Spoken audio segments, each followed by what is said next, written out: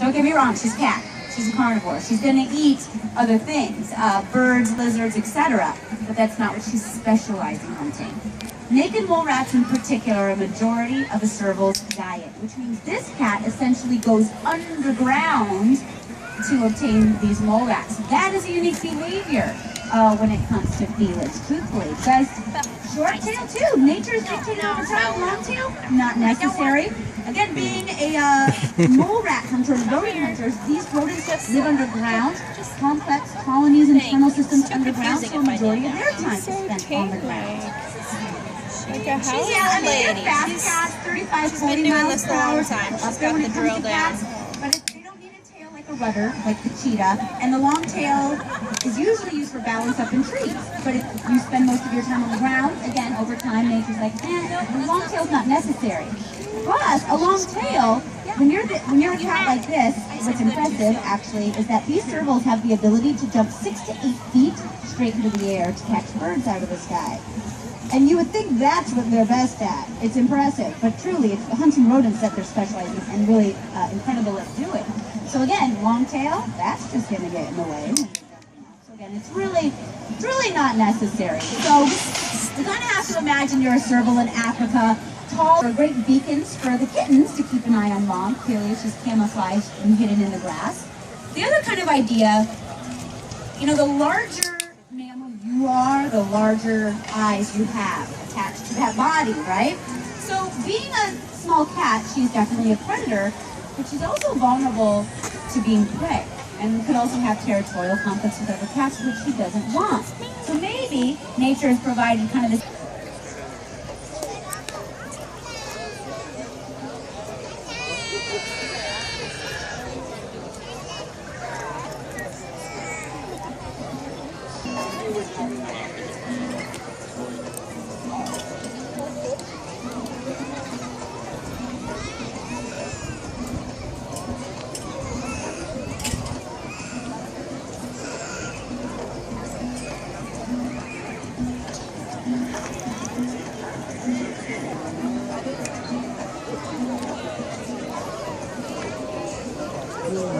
ready for the shot.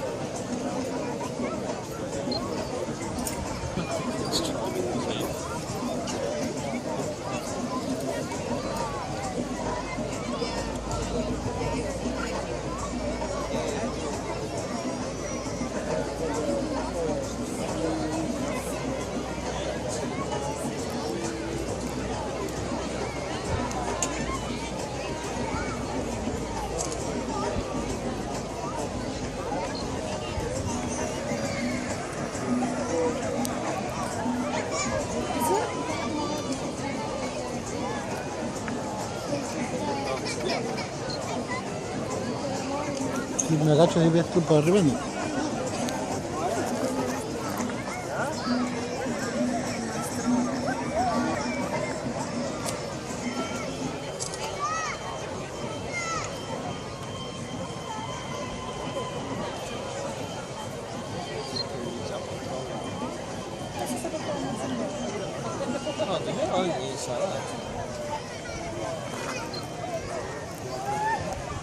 All right, good afternoon. Welcome to Cheetah. I'm here to tell you guys, this is going to be the fastest 100-meter dash you are ever going to see.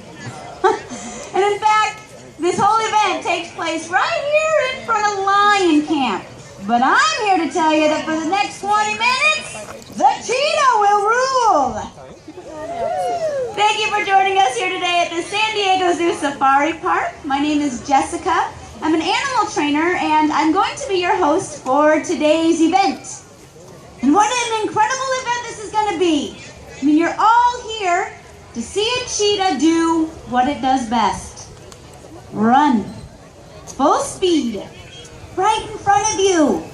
And you're going to become some of the few people in the world to see a cheetah in a full pursuit. We don't have to go. The reason that we can offer this experience to you is we put an immense amount of time and training into our cat ambassadors. But two, it's this unique track that you're looking at. The track measures 100 meters or 330 feet. This is the length. This is the exact distance that a cheetah needs, not just to accelerate, but to reach full speed and still have enough room to stop. You know, we're also the only facility granted permission by the USDA to run our cheetahs off leash outside of an exhibit. So we do adhere to a double fence line barrier. I ask that there should please be no sitting on the fence line, please. If everyone can stay on the back side of the railing, I'm looking at that little one, thank you. No leaning over the fences, please. We appreciate your cooperation with that today. But before we begin, I want to talk cheetah speed for just a minute, right? Because they are the fastest land mammal on the planet. Cheetahs reach speeds between 60 and 70 miles per hour. That is as fast as a car on a freeway. And if speed alone doesn't impress you, I'm pretty certain that the rate of acceleration will, because a cheetah can go from 0 to 60 in 3.4 seconds. 0 to 4 starting gates, 0 to 40, 3 steps, guys. What that means for you. Good luck with pictures. All right, now Amara's going to be running a straight line right down this track. So, of course, we need something for her to chase. We need something small. We need something fast. Any volunteers? Are you an only child? No, dear. We're going to do something more responsible than that, guys. All right. Now, you see, Kat, she's our lure operator today. And what she's doing is she's extending out a stuffed animal, essentially. It's a plush toy, which is attached to a line. It's attached to a winch, and it's all powered by a starter motor. Here's the thing. You know, we're a non-profit organization. It's not a Ferrari engine in that motor, and these cheetahs can essentially outrun this lure.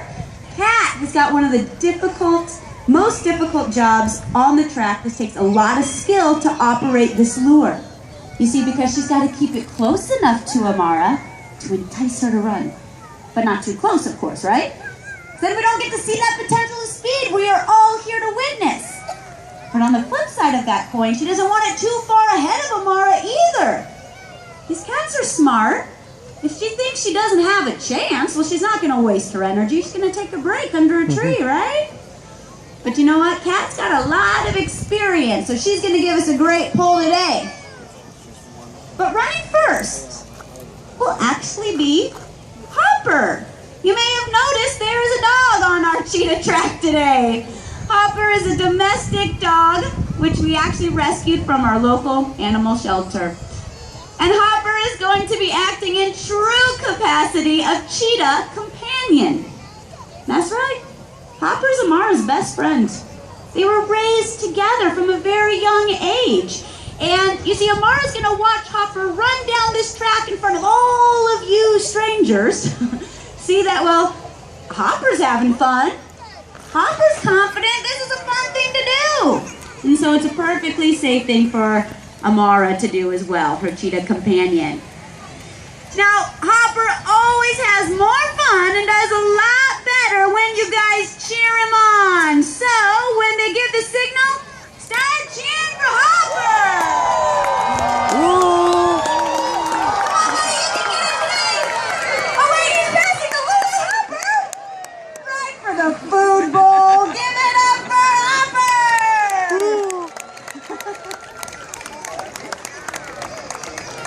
All right, ladies and gentlemen, you know, that was your opportunity to practice taking photographs in slow motion. So, as you can imagine, this event happens very, very quickly. And we would hate for you to miss it. Sometimes our guests are trying to find the cat behind their viewfinder. Cat goes right by, you miss the whole thing. And truthfully, we only guarantee one run today. We will evaluate the cat's breath rate. Annette is our release trainer today. She released our dog Hopper. When you see her hand go up, it's going to signal to all of us that we're ready. When her hand drops, it means start the lure, and Cheetah's on the move. Ladies and gentlemen, enjoy the run.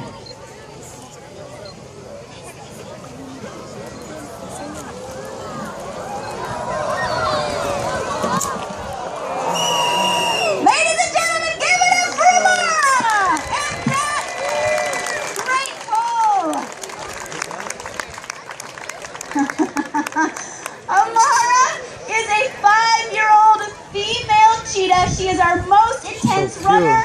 She just ran 100 meters in 5.4 seconds. Incredible. Incredible.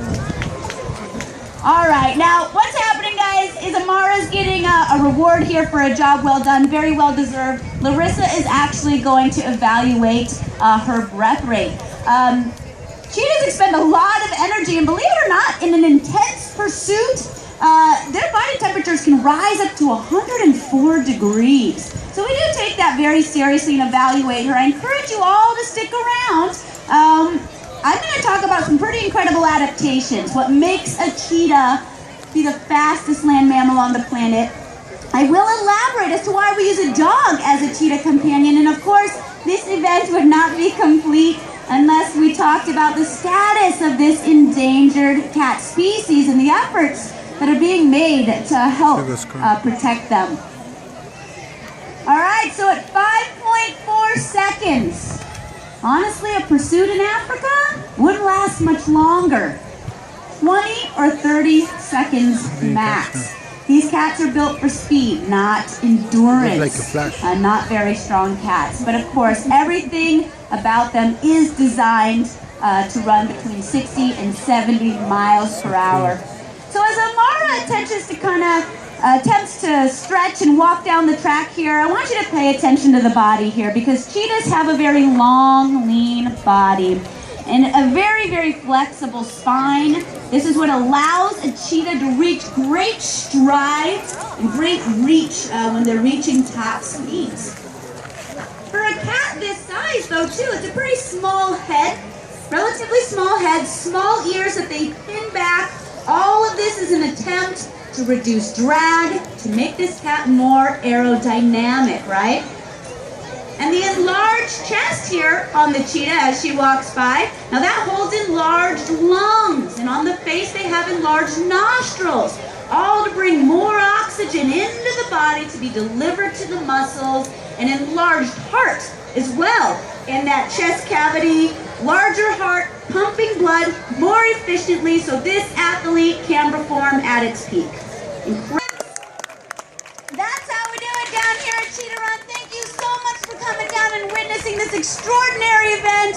Thank you for being heroes for wildlife here at the Safari Park today. Have a wonderful visit. Bye-bye, everybody. When she comes down this way, you can take a picture.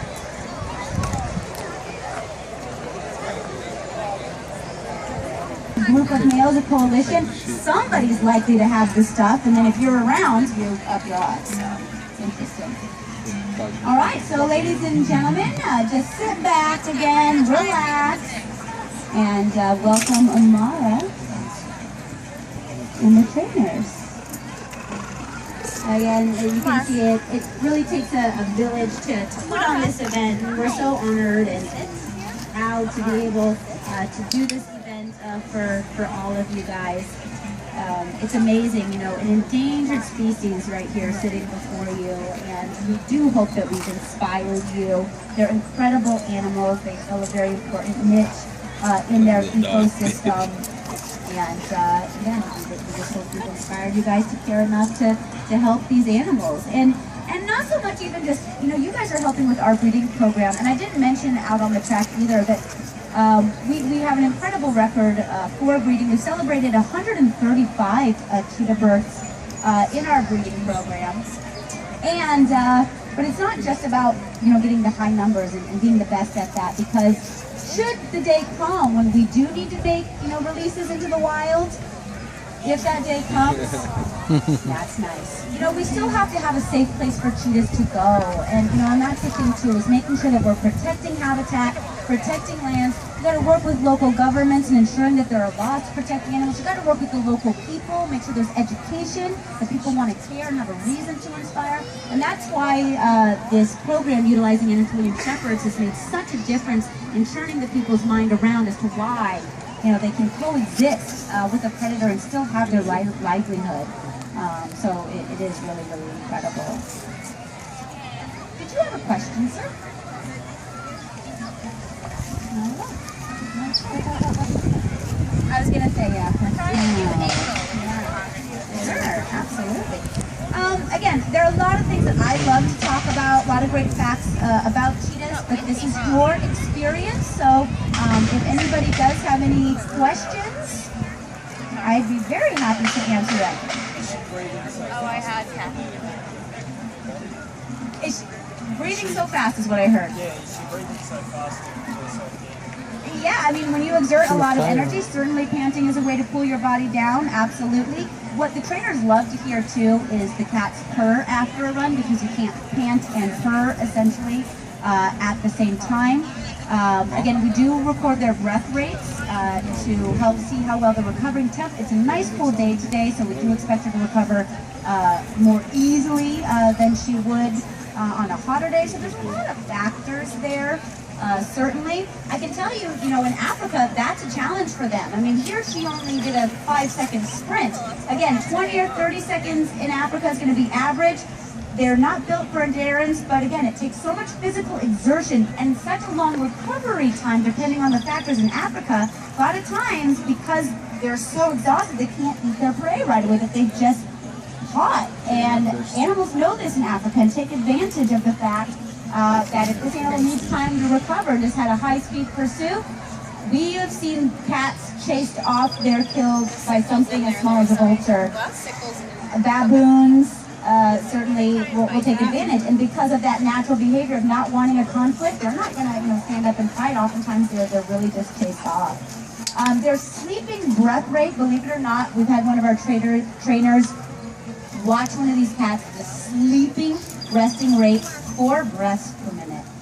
Sleep, now that's extreme, on one end of the scale. On the whole other end of the scale, we've seen that breath rate go up to 160. So there's a lot of degrees of difference in there. Yeah. What's its heart rate? Heart rate? A little bit The harder. breath rate. It's Yeah. too hard for us to get the heart rate, so we just count the breath rate. Yeah, a little bit more invasive to kind of go in there with the stethoscope. And not to say that we can't do training, to accomplish that, because out here on the track, it certainly is easier to do a breath rate, so we don't have a heart rate for you. Average weight is incredibly low species, because there's actually a couple different subspecies of cheetahs. This is a South African subspecies that you're looking at. Females can range 60 to 80 pounds. I can tell you Amara weighs about 90. She's big. Males, 80 to 100. So again, not as big as you might think, but again, remember they're built for speed and for sprinting. And again, even just the way the muscles kind of attach to the body is very different than, say, a lion or a tiger that has all that muscle mass a little bit differently attached. So meant to sprint. So very lightweight. Good question. All right. Well, then I will share one of my favorite facts about these cats. The natural challenge that these cats face is just their lifespan, essentially. Again, an animal that puts out so much physical exertion. They have enlarged hearts, enlarged, lungs and such. But when your body temperature can raise up to 104 degrees in a pursuit, that's strenuous on the body. So it takes a toll. Plus all the other, natural challenges in their environment. Lifespan on a cat in Africa, anywhere from 6 to 10 years. Very low. Here, again, just like we said with Bella, we expect that to go up. We can expect our cheetahs to live 15 years or so on average, because they have all those great, benefits and care. That being said, though, here's where the problem lies. If you're a female cheetah that only lives potentially 6 years to 10 years, essentially what it means for her, it's a very small window of opportunity to breed. Because you're not mature to breed until you're 2. So there's 2 years gone. Then if you have a litter and you're successful in raising them, you're committed to 2 years of your life to raising that litter. Now you're 4. You might only live to be 6. So again, it's a very short window of opportunity to breed. So some things that we have found is that if a female gives birth to just a single cub, say, oftentimes she's going to abandon it. Because, another natural challenge, in the first year of life for a cheetah cub, it's a 90% mortality rate. There's only a 10% chance that that cub would survive. They're very vulnerable. Again, no help from dad. They're solitary cats, so they're in the grass, very vulnerable to predation and conflict. So 10% chance if you only have one cub aren't good odds. So the strategy would be better to abandon that cub in hopes to have a larger litter, especially if you have that small window of opportunity. Isn't that incredible? Kind of wrap your head around that. So very, very challenging for these cats indeed. So yeah, we found breeding to be quite tricky. I know that the tail's longer. What is the ratio of tails to body? I don't have a number or a statistic for you, but I believe it's the longest in proportion to body size. Just like the serval's ears are biggest in proportion to body size. The cheetah's No, not. snow leopard? Clouded leopard. Clouded Clouded leopard and snow leopard. both Okay, have, okay. More ranked up there in length of tail. Okay, well, there you have it. Clouded leopards are found up in the trees. They do a lot of balancing up in the trees. Snow leopards are found more up in the Himalayan mountains. Rockies. They're usually not in the heavy tree line. Not a cheetah. Yeah, You're not snow leopards, but the other leopards in Africa and Asia, yes, most of those leopards are very yeah, the other leopards from Africa and Asia can pull their prey up in trees. Again, yeah, cheetahs, not the case. And again, remember I was saying or quick right to catch up to those gazelle. The Thompson's gazelles, they are so much more, they're built to be more maneuverable and out-endure these cats. The long tail acting like a rudder. Physically, cheetahs can't even really climb trees, and it's due to their foot structure. Remember, having semi-retractable claws, her foot looks more like hoppers. Right? You don't see a lot of dogs climbing trees. They can certainly jump or leap into a low branch. Oftentimes you'll see photographs of cheetahs in Africa on termite mound especially, or a low branch to gain that sight advantage, absolutely. But they're not going to be climbing up in trees and balancing in that way. Their eyesight is very good. That is certainly their best adaptation. Again, I don't have a number or a statistic, about a mile. That would have been my guess, exactly. I'm getting a statistic here from my trainer about a mile in distance. They're very heavily related Say on. goodbye here. We're going to walk around one last time for you folks. Thank you so much for being our VIPs. Thank you, Larissa. Okay. No purring from her today? A little bit. Here and there. Here and there. Sometimes we have our cats have a big loud motor going that I love to kind of point out if they're doing that. Yeah, but very heavily, yeah. Yeah, I said it, I mentioned it earlier. Yes, on your souvenir cup, play souvenir. That's the cat you saw run today, which is pretty appropriate for all of you. All right, thanks guys, and thank you Hopper. Did Hopper do a good job?